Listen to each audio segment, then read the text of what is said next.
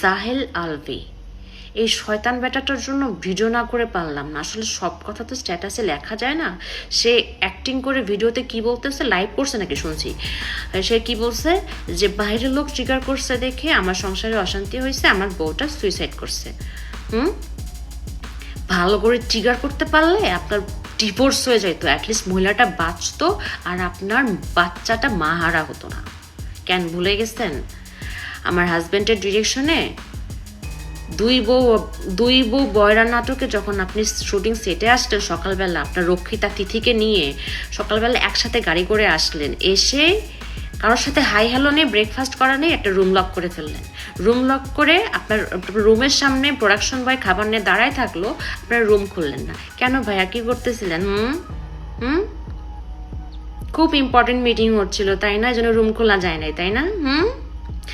এটা তো এটা, তার মধ্যে আবার সারাটা দিন আপনারা শুটিংয়ের ফাঁকে ফাঁকে ফ্রেশ হতে চাইতেন না, রুম লক করে অ্যাক্টিং করেন। অ্যাক্টিং হয় না আপনার ভাই, অ্যাক্টিং হয় না।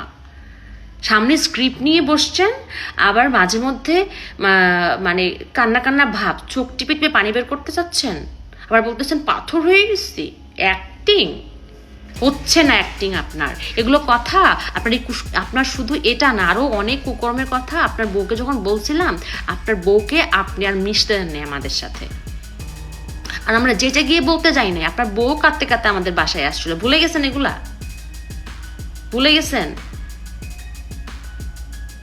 এরকম অনেক কুকর্মের কথা অনেকেই জানে, আপনার অনেক কুকর্মের কথা অনেকেই জানে, কিন্তু এতদিন মুখ খোলে নাই, বলে নাই, কারণ ওরা চাইছে আপনার সংসারটা বাঁচুক,